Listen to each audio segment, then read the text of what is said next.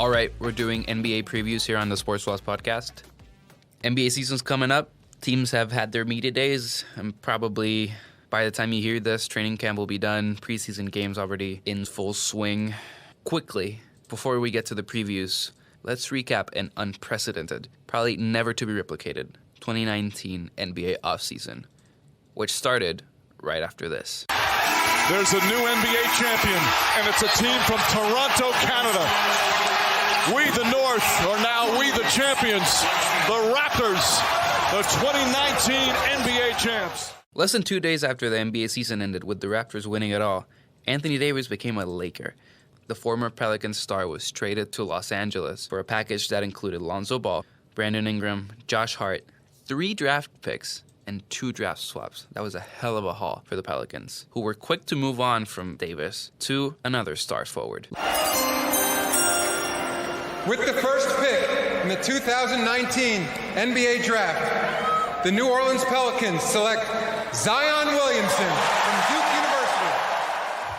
Losing Anthony Davis stung a little less with the acquisitions of once-in-a-generation prospect Zion Williamson out of Duke. In Williamson, the Pelicans have a cornerstone for this new future after Anthony Davis, along with fellow rookie Jackson Hayes, veteran guard Drew Holiday, and newcomers Ball, Ingram, and Hart.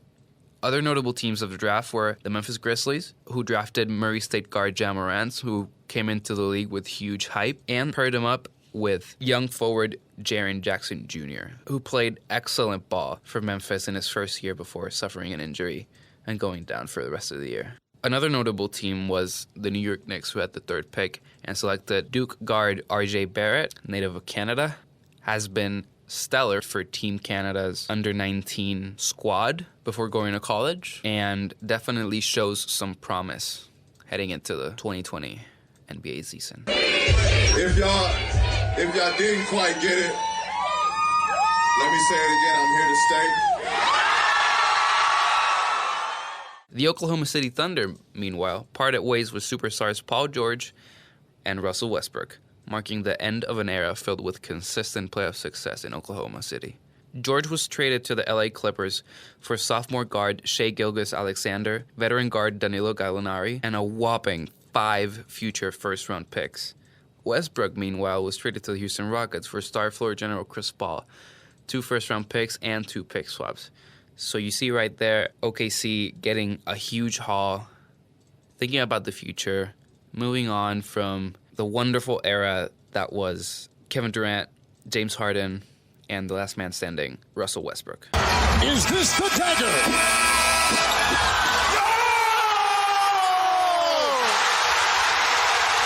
Game! Series! Toronto has won! The Clippers were not done there, though. Right as these negotiations went down, LA was also in talks with reigning Finals MVP Kawhi Leonard. Ultimately, they got both, uniting 2 SoCal natives in George and Leonard, smack dab in the City of Angels. Leonard signed a 3-year, $103 million contract with an opt-out after 2021. Having kept their core from last year, the addition of George and Leonard places the Clippers squarely atop most Western Conference projections. Ibaka trying to stay with Durant, knocks it away, and Durant's limping. Durant goes down holding his leg. Ibaka goes up and is fouled down the other end. And Durant grabbing that right leg. Meanwhile, on the opposite coast, the Brooklyn Nets lured both Kyrie Irving and Kevin Durant to their organization, now a legitimate contender in the wide-open Eastern Conference, once Durant gets back on the court from a devastating Achilles injury he suffered during the NBA Finals. Irving was signed outright from the Boston Celtics, leading the way for former Charlotte Hornets guard Kemba Walker to sign there. A few days later, Terry Rozier, a former Celtic himself, signed with the Hornets to, I guess, replace Kemba Walker, but good luck with that. Durant, meanwhile, got to Brooklyn via a sign-and-trade with his now former team, the Warriors, sending back D'Angelo Russell. Look, there is no time for me to recap the whole entire offseason. It was crazy. I haven't even got to the Utah Jazz, who traded for Mike Conley for the NBA equivalent of chump change and signed forward Bojan Bogdanovic. I haven't even mentioned the Miami Heat's 4-team trade with the 76ers, Clippers, and Trailblazers for Jimmy Butler. I mean, the Bucks coming out of that Eastern Conference loss also lost Malcolm Brogdon in free agency to the Pacers. Damian Lillard signed a freaking Supermax, which, by the way, yikes. The Knicks signed all of the power forwards, and I mean all of the power forwards. The Suns traded TJ Warren for some reason and decided, let's just sign Ricky Rubio. I mean, look, this. I'm sorry, it's way too much. I won't waste your time. I value your time, dear listener. Here is my big NBA preview. 5 to shoot. Augustine. 3 to shoot. He'll take. You bet. DJ Augustine. A cold-blooded tray. Looking at the Eastern Conference first, it's clear it is a 2-team race to the top, and then it's everyone else. You've got the Milwaukee Bucks with Giannis Antetokounmpo fresh off an MVP season, looking to repeat all that success. And then you got the 76ers, Philly. They're looking for a finals berth as well. Last year, they traded for Jimmy Butler, who ultimately decided to sign elsewhere, who at least they were able to get something in return for him in Josh Richardson. They also traded for Tobias Harris last year from the Clippers. I mean, it's clear that the 76ers want to win. They have their core of Joel Embiid and Ben Simmons, and it's tough, really, to predict. You see these two teams, Philly signed Al Horford to pair up with Embiid on the front court, and you see Milwaukee, while having lost Brogdon, having kept Brook Lopez, having kept Chris Middleton, looking to show Antetokounmpo that his home is in Milwaukee for the long term. Obviously, his contract is up after this year, which really begs the question, is this really the home Giannis should settle in for the next 5 years of his life? You've got a team who chose, basically, Eric Bledsoe over Malcolm Brogdon. Obviously, they both have their own injury concerns, but when you look at the lack of production from the part of Bledsoe the past couple of years in the playoffs, obviously, the series against Boston 2 years ago comes to mind. And last year against the Raptors, not really good. Against the Celtics again this year, not pretty subpar. And when you see the contract they gave him, pretty equal to what the Pacers gave Brogdon, and you just wonder, did they make the right decision? Should they have just waited for the summertime to sign him? There's all these questions with this team. And with the Sixers, too. I mean, you have those free agent acquisitions in Al Horford and in Josh Richardson via trade, but you also have a big free agent loss in J.J. Redick. J.J. Redick was, without a doubt, the team's primary source of outside shooting last couple of years, which have helped them get pretty far in the playoffs. And you look around in this roster, and Ben Simmons with his highly publicized shooting woes, Joel Embiid, which you don't really want in an outside shooting position. You want him down on the block. Al Horford is a decent shooter, but you don't want him shooting high volumes out there. Josh Richardson, a fair three-point shooter, but again, he's never been in a J.J. Redick type role. It's tough to see where the outside shooting is coming from with this team. And I know that they can just pound the ball inside all year. And I'm more than sure that that'll work in the regular season. But once you get to the playoffs, once you get to the tougher opponents that can game plan for you in a 7-game series, honestly, anything goes. If they pair up with a team like the Magic, which I'm going to get to, excellent defensive team under Steve Clifford. The Miami Heat, stellar defense as always, with Jimmy Butler getting in the mix. You see these two teams and they have definite flaws. Now, no team is perfect. Even the dynastic Warriors of years past had major holes in their bench, in their bigs. They always had a rotating cast of bigs. So I'm not saying there's a perfect team out there, but you definitely see concerns with these two teams that are most likely going to be representing the Eastern Conference in the NBA Finals. Ultimately, though, I do see both the Bucks and the Sixers atop the Eastern Conference, even with all these flaws that I talked about. You just don't see what team can really dethrone them.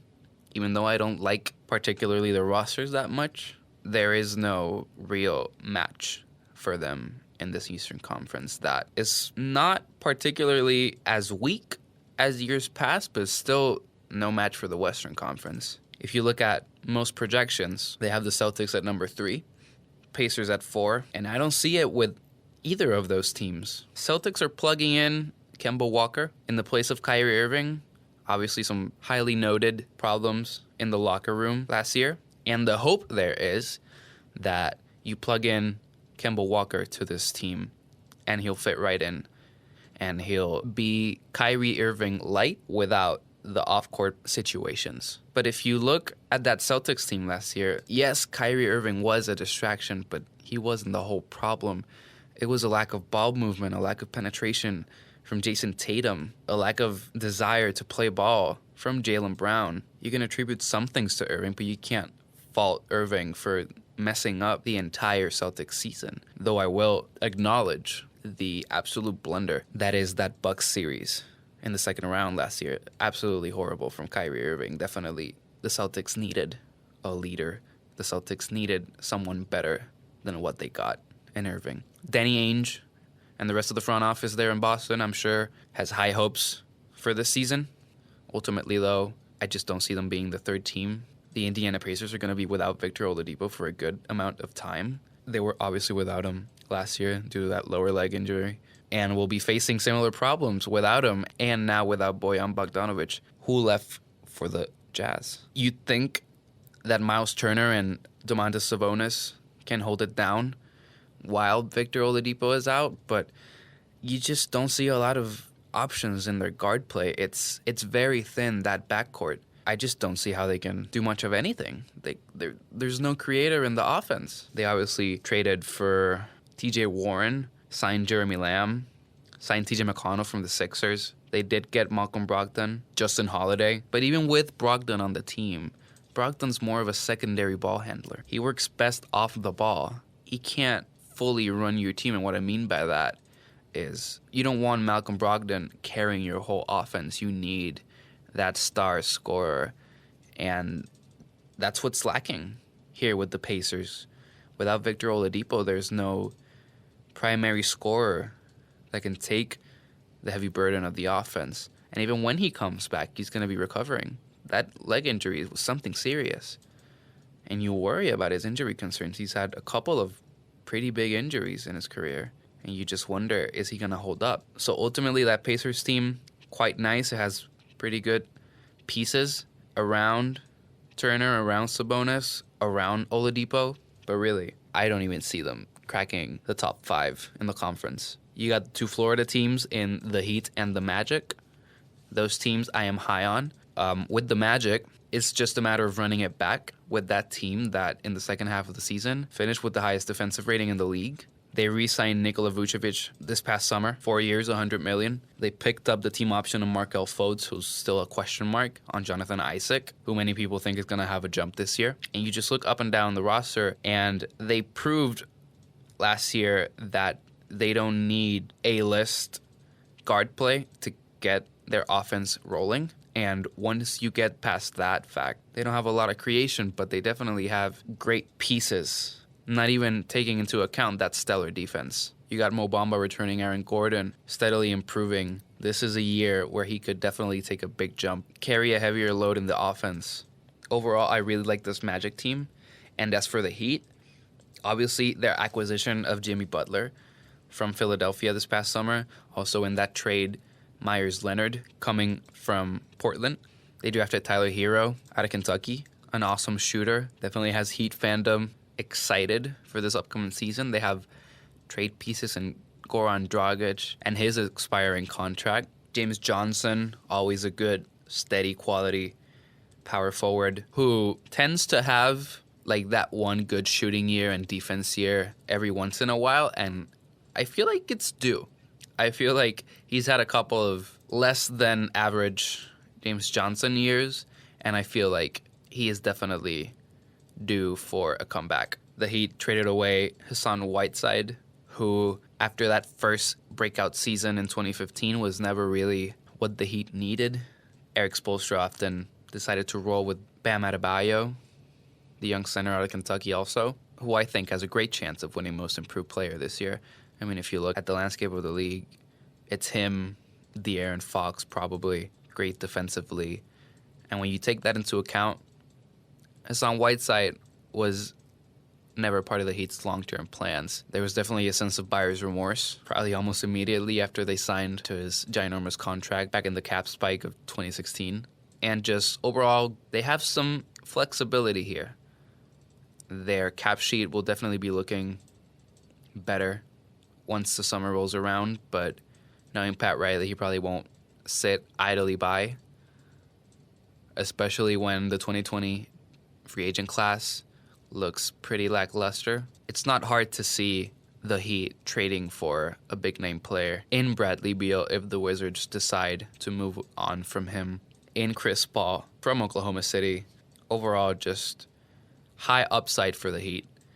And right now, I have them in that second tier of the Eastern Conference, from the 3 to the 5 range, along with the Magic. And that third team in that second tier, I have the Brooklyn Nets. Obviously, the Brooklyn Nets this summer signed Kyrie Irving and Kevin Durant. Will be a tough year having to play without Kevin Durant, out with an Achilles injury for presumably the whole year. And, you know, you hate to see it, really. A player of that caliber who was having probably the best playoffs of his career. You definitely see the roadmap for Brooklyn being in that 3-4-5 range in the East. Kyrie Irving leading the way.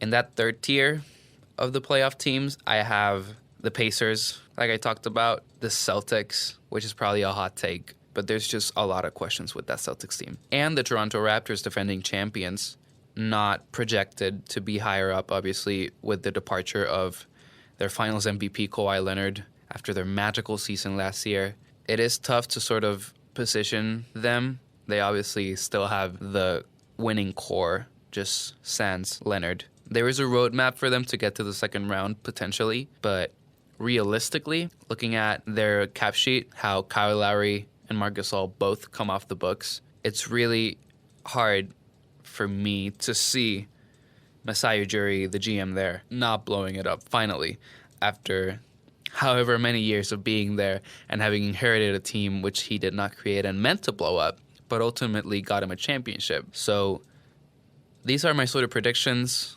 for the East.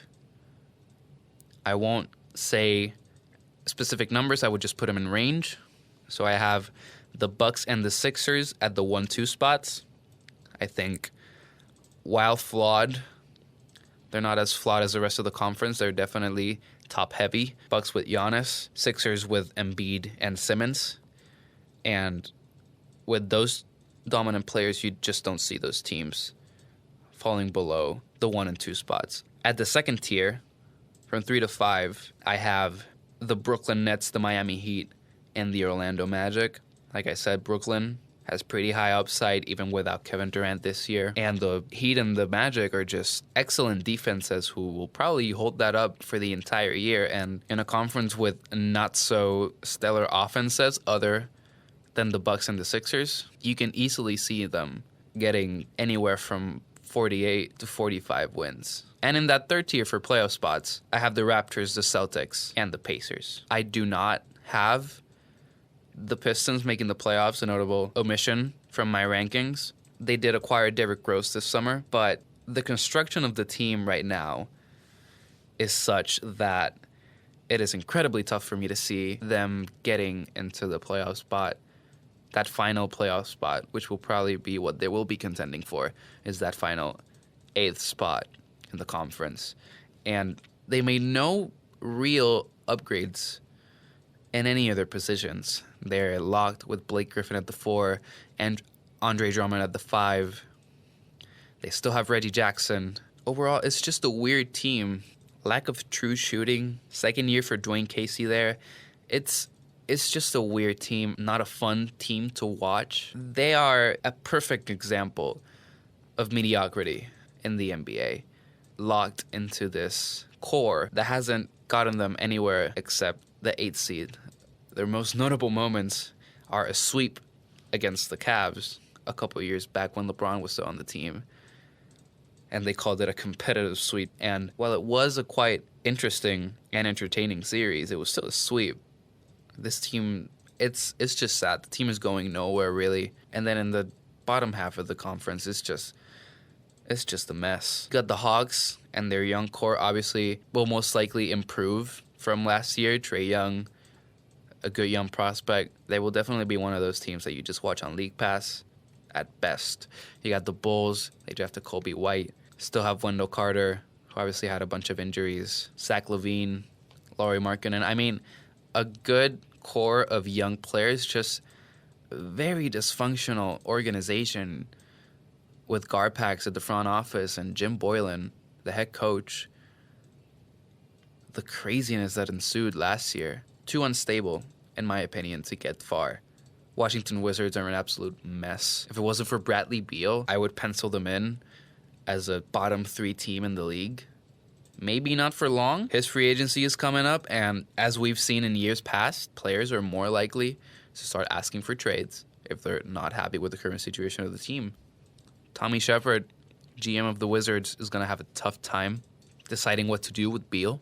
But ultimately, if you just look at years past, it's very easy to see Bradley Beal demanding a trade, and the Wizards would just go belly up, fall into the tank. Rounding out the Eastern Conference, you got the mess that are the New York Knicks, the Cleveland Cavaliers, and the Charlotte Hornets. All 3 teams, I can just put them in one category of just the worst of the worst. These will probably be among the worst teams in the entire league. Knicks, it's rough.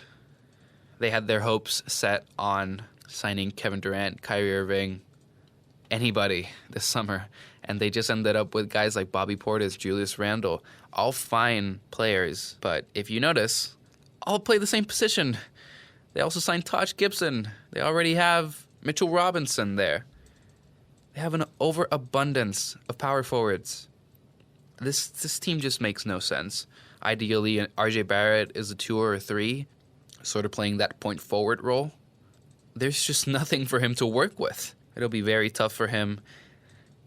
Cleveland Cavaliers draft Darius Garland, already drafted Colin Sexton, obviously brought in John Beilein, former coach of Michigan. Another really just team that is really heading nowhere. There's no clear direction for this team. This is a pretty terrible team. They're obviously going to be looking to trade Kevin Love and his brick contract. Try to see if they get anything for him, any draft assets, anything. And then the Charlotte Hornets. Anybody that has not read the Charlotte Observer piece with GM Mitch Kupchak and Coach James Borrego, it's a disaster. I mean, the level of incompetence knows no bounds. You have a GM straight up saying it on the record, by the way. This was not off the record and we're just assuming it was him. Mitch Kupchak said on the record that they did not expect and were blindsided by Kemba Walker making All-NBA, which led him to be eligible for the Supermax, which led the Hornets to not extend him an offer. We don't have to get into the incompetence of Mitch Kupchak. It's been talked about numerous times from his time with the Lakers and now his unwillingness to break tampering rules, and now saying that he didn't expect his star to make All-NBA, which was more than expected from experts around the league. For him to say that Kemba Walker making All-NBA was a shock, it's just either, I don't know what's worse, if it actually blindsided him and just how oblivious you have to be to the whole situation, or that he didn't actually believe it but still had the audacity to say that on the record. It's just, I don't want to talk about the Hornets anymore, and probably this will be the last time we talk about the Hornets on this podcast this year. The Hornets will be a disaster. It's too bad they're the closest NBA team from Western, because I will definitely not be attending any games. You just feel for the Hornets fans. It's back to square one. It's back to square zero. And I would bet good money that they were going to be the worst team in the league. Gordon bumps again to the sideline. Batted up. Oh, God! Stokely down the sideline. Can they catch him? Stokely! Wow! Touchdown! Denver! Unbelievable! All right. Once again here with Kenny Goode and William Jones for 3 Point Stance. Guys, thank you for joining us. Thanks for having me again. Glad to be back. Yes, sir. Thank you for having me. All right, let's get through last week's rundown. Give me the 3 points.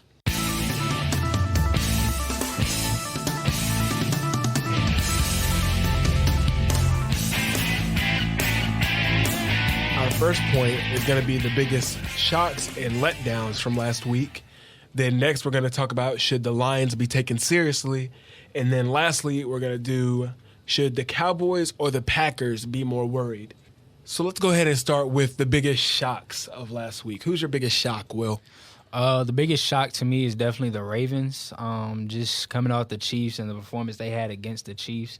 Not a win, but still it was a great performance for them. But coming to the Browns, they just basically got in there and didn't even look like the same team. If you look at the game stats, Mark Ingram only had 71 yards. That's for so far this season. That's not really, him. And then, if you're looking at the completion, Lamar Jackson was great, 247 yards with 3 touchdowns, but you do have to throw in those 2 interceptions. And then not to mention that final score of 40-25. So when you really look at it, biggest letdown to me this week was definitely the Ravens. So definitely my biggest letdown, I would say, not just from last week, but from this first quarter of the season, I would definitely say the Falcons have been. They had high expectations. Last season they were riddled with injuries with Keanu Neal, Devontae Freeman. And now they've lost Keanu Neal again to an ACL. Right. ACL or Achilles injury, I'm not completely sure. It's Achilles. And now playing a Titans team that isn't the best. Of course, they've had a lot of difficulty with quarterbacks, especially last season. And expectations for them weren't high in a competitive division with the Texans, the Colts, the Jaguars. There wasn't much to be expected of them. And then with the Falcons, expectations are high. With Matt Ryan, you have Julio Jones, Devontae Freeman, Calvin Ridley. You have a stellar receiving core. O-line isn't bad. Defense, definitely good with Desmond Trufant. Keanu Neal's down, but still Deion Jones at linebacker. Mm-hmm. And now to look at them as 1-3, it's not what you expected from the Falcons. It's not this Falcons team that went to the Super Bowl 3 years ago. While that was a disappointing loss, this hasn't been the Falcons team we haven't seen in a while. And right now they're at the bottom of the NFC South, 1-3. The Panthers and Buccaneers at 2-2 and the Saints at 3-1. It's going to be an uphill battle from them if this kind of play continues to keep going. Especially seeing how everybody else, and that's probably one of the most competitive after the NFC North. That's probably one of the most competitive divisions in the NFC. So yeah, it's definitely going to be tough for the Falcons, especially when you have the Panthers getting on well with their new young quarterback Kyle Allen. Yeah, and then the Buccaneers, who I have now as my biggest shock for this week, beating the Rams with Mike Evans, Chris Godwin. Jameis Winston looks better. Yeah, Jameis Winston, he might be a sleeper for MVP if he keeps playing how he's playing. If he tries to compete at a stellar level, I wouldn't say MVP. But I definitely think he can do some great things this season. Playoff contention for the team. Yeah. But definitely for my biggest shock, I have the Buccaneers. They beat the Los Angeles Rams 55-40. And don't let the score fool you. I would say in the first quarter, they were up 21-0. I definitely didn't have the Rams losing this game. I thought I could have easily seen the score reversed. And then just looking at it too, the Rams, it's not like they had an awful game. Cooper Kupp had 121 yards and a touchdown. You know what I'm saying? And then didn't Jared Goff throw for over 500 yards? Yeah. So, when you beat the Rams playing at that level, especially with their defense looking how it is, probably one of the toughest, if not probably second behind the Bears in their secondary, that was definitely a shocking win to me. And definitely, when you look at the running game, I think was the biggest problem for the Rams in that game. They ran the ball a total of 11 times that game, compared to throwing the ball 68 times that time. Very unbalanced. When we look at their running stats, 5 carries, 16 yards, and 2 touchdowns. With Malcolm Brown, 5 carries, 14 yards, no touchdowns, and then a rush from Cooper Kupp. This is an unbalanced Rams team on offense that definitely needs to be fixed. And I think with Jared Goff, new $100 million quarterback, him going 45 for 68, that looks good on paper, but think about how he feels with his arm. Could be tired. He threw 3 interceptions this game, I think all of which came in the first half. And now we have to look at this Rams team where they were close to coming back this game, but can they play from behind? It was 40-48 on the final drive. Jared Goff takes a sack and fumbles the ball. Like, these are the kind of mistakes that you can't have, especially when you're coming off of a Super Bowl appearance. Of course, there's talks of the Super Bowl hangover and things like that, but you have to step up now. The Rams organization clearly looks at you as the face of the franchise. You're the man now.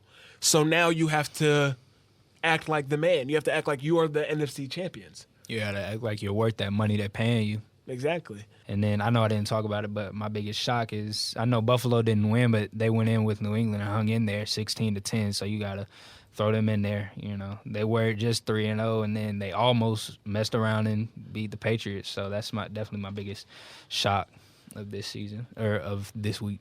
Now let's move on to a different game that we had last week with the Kansas City Chiefs and the Detroit Lions. A close game for sure, 34-30. The Chiefs winning on the final drive with a 1-yard run from D. Williams. Definitely, this wasn't a game that I expected to be close. I didn't have the Lions winning this game, but definitely when looking at it and watching the game, it looked like the Lions could have won this. It didn't seem like there's definitely an underdog feel. I got an underdog feel when watching the Lions play last week. When looking at the stats, Patrick Mahomes, 24 for 42, 315 yards, no touchdowns, but no interceptions. Definitely, yardage-wise, that's classic Mahomes, 315 yards. It's a shocker to see them put this many points up with no touchdowns. But, of course, they had great help from the running game. I think they just got down to the goal line and didn't want to overcomplicate things and scored. LaShawn McCoy, 11 carries, 56 yards, 1 touchdown. Darrell Williams, 8 carries, 13 yards, 2 touchdowns.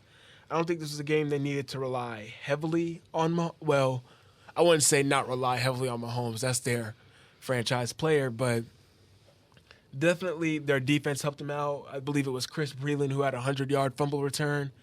Definitely a great game for the Chiefs and a great win as well. To say that the Lions should be taken seriously is something not everyone would say, especially this early in the season. Because when you look at their division, they have the Bears, of course the Lions, the Packers, and the Vikings. This is definitely, right now in the NFL, the toughest division. I'd definitely say the most competitive. With the Bears having the defense the way they are, they definitely have a setback now with Mitchell Trubisky being out, and definitely they don't know when he's going to return. So Chase Daniel will have to take over for them. And now with, of course, their defense being who it is, we have the Vikings, who are right now in some turmoil between Kirk Cousins and Adam Thielen.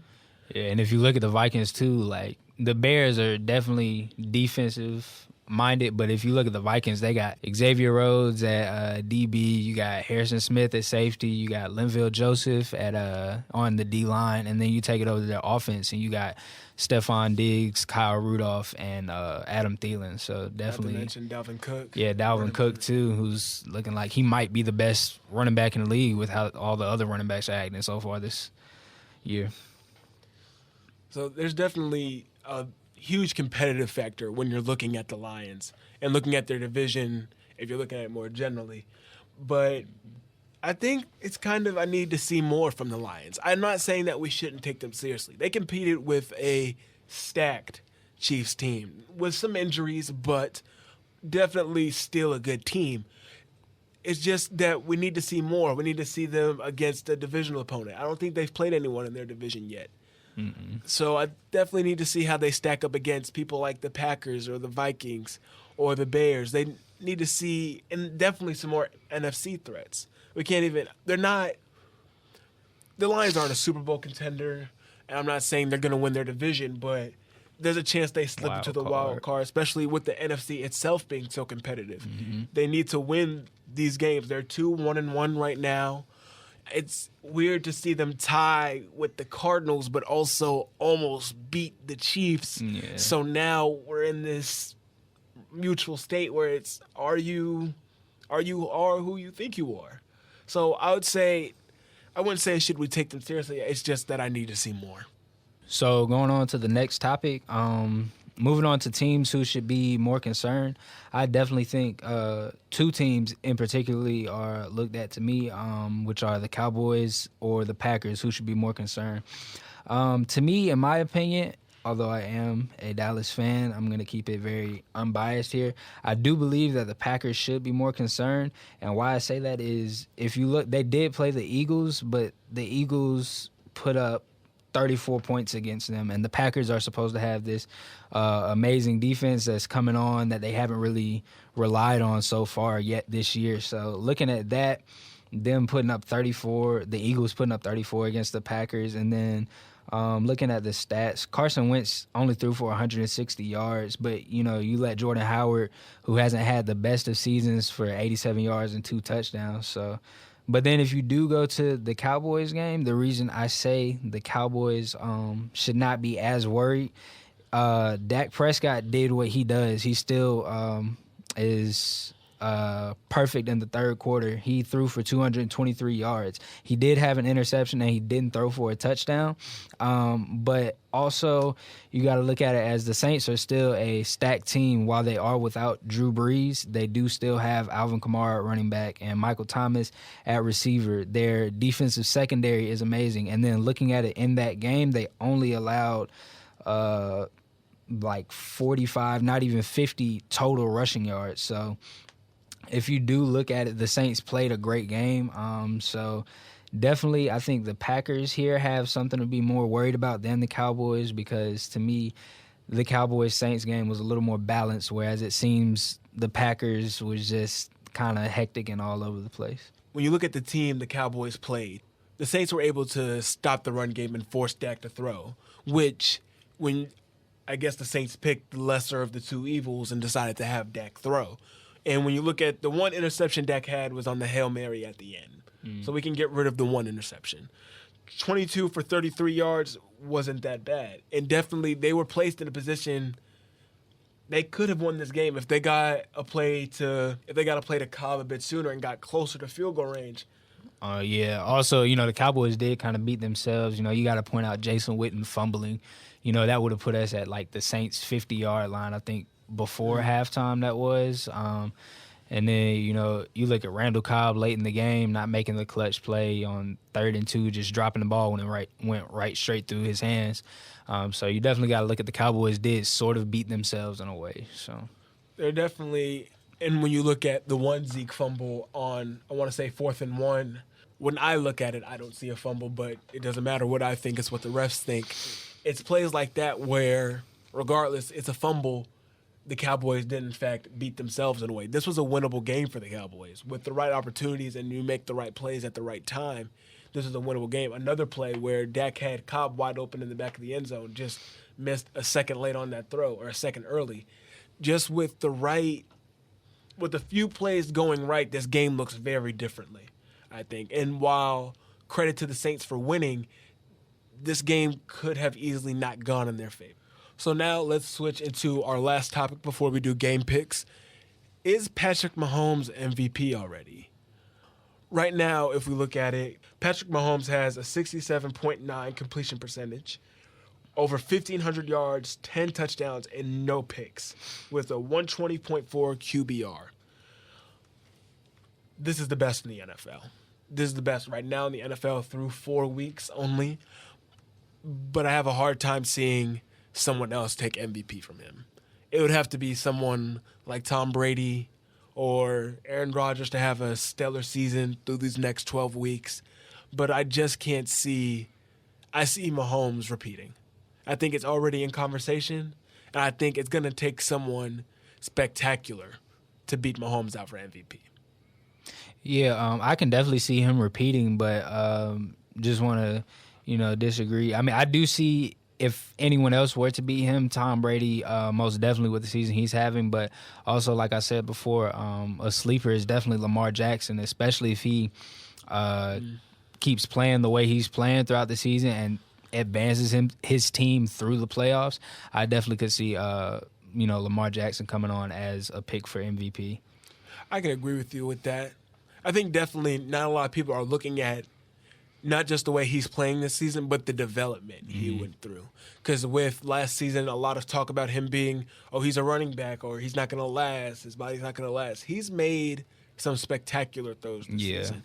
And definitely with the amount of points the Ravens put up, offensively, they're a running team, but yet he could still give that it factor. He does something different every game, and he does something that's like he had another close game against the Chiefs. The Chiefs have had some high-level competition, and while they've won those games, there's always been teams that have been able to compete with them or hang on. Yep. I understand while Lamar Jackson, he had a heavy loss to the Browns, I still think that they'll see the Browns again for sure. Yeah. So they're divisional opponents. They'll see them for sure. So I think that game goes differently. I still believe in Lamar Jackson. I think he could very well be MVP if he competes at a high level these next 12 weeks. And if there's any slip, or I feel like a big enough slip that gives Lamar some more leverage, definitely if Lamar Jackson can get his team a bye week over Kansas City, I think that definitely puts him in the MVP talk. Definitely. All right, those were the 3 points. Now, guys, let's get to the picks. Who do we got for Rams Seahawks? I'm going to take Seattle in this one. I think the Rams defense, I think they got exposed last week. I think definitely with the talent that the Seahawks can have offensively with Russell Wilson, I'm going to take Seahawks. Yeah, I think I'll agree. I'll take the Seahawks. It's going to be a close game, in my opinion, when it's a Thursday night. Jaguars, Panthers. Who do you got? I'll take the Panthers in that one, just because Christian McCaffrey at running back. Although Leonard Fournette did have an amazing game last week, I'll take the Panthers in this one. I think I'm going to take the Panthers too. I like them against the Jaguars. I think that they've been playing well this season. We don't know if Ramsey's going to play right now, but I think the Panthers will be able to hang with the Jaguars, especially the Panthers defensively. Gardner Minshew, I don't think he'll be ready. And it's a home game for the Panthers as well. So I'm going to take the Panthers in this one. Unanimous Seahawks and Panthers for the first two games. Then we got Patriots, Redskins. Definitely Patriots to me, no question. This is Patriots. Let's move to the next pick. Keep it simple. Bills, Titans. Bills, just because of the Bills off the game that they had against the Patriots. They are 3-1. The Titans are definitely seeming to have some troubles this year, so I'll take the Bills. I think I'm gonna take the Titans. I'm gonna disagree with you on this one. I'm gonna take the Titans this week. We don't know the state of Kyle Allen, and I trust the Titans defense. I think they'll be able to stop the Bills. Kenny with the Titans, Will with the Bills. Now Ravens, Steelers. I'll take the Ravens in this one. Definitely since, coming off of the loss to the Browns, I feel like they're definitely going to kind of have a chip on their shoulder. And the Steelers just aren't having a it season this year with Ben Roethlisberger being out. So I'll definitely take the Ravens in this one. I think definitely the Mason Rudolph factor takes over for the Steelers. I don't think this one's going to be, I wouldn't say it's not going to be close, but I think the Ravens win by 2 scores. I see the Ravens defense putting a lot of pressure on Mason Rudolph. Moving on to Cardinals, Bengals.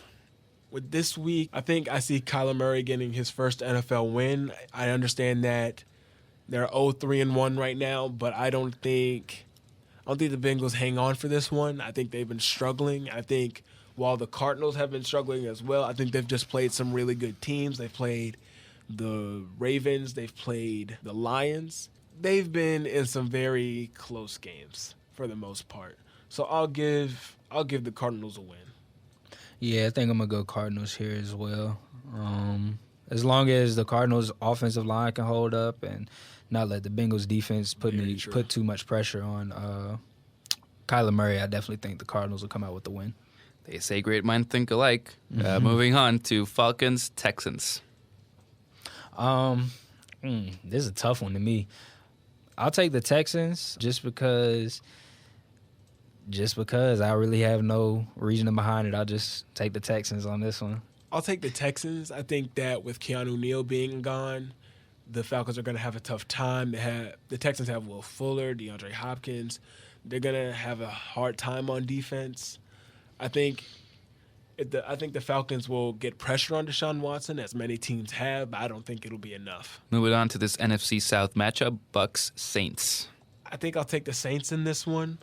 I think that this is a divisional matchup. These teams know each other very well. I think it'll be a close game, as most divisional matchups are, but I just look at the fact that the Saints are at home. I think that if this was in Tampa, this game would look a little bit different. I would give the Buccaneers a slight edge, especially coming off how their defense has been firing lately with only a missed field goal keeping them from winning 2 straight. This team could easily go from, one other win? It'll be 3-1 as well. Mm-hmm. So I definitely would say I'll give the Saints a slight edge. Yeah, I'll definitely go with the Saints here. Definitely going to be a close one, though. But I'm going to go ahead and go with the Saints here. Now, Vikings-Giants. I'll take the Vikings here, no question. Daniel Jones, I really don't think he's going to get the job done in this one against that defense, like I talked about earlier. The Giants don't have Saquon Barkley, but they do get Golden Tate back for this game. Be interesting to see what he does, but I'll definitely take the Vikings over the Giants in this game.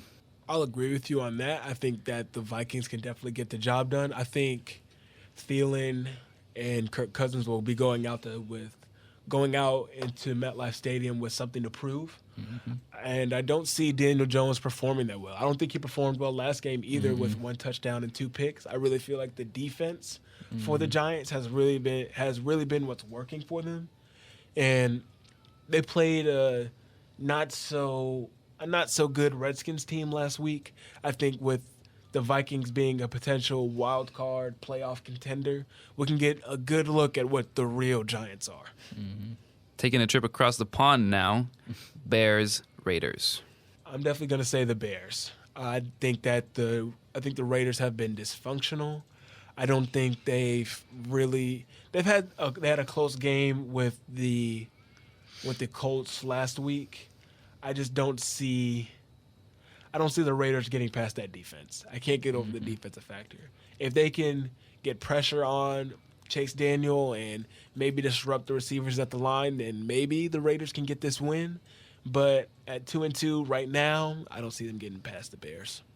Yeah, I'll definitely go with the Bears here, just simply because of that defense. It's insane.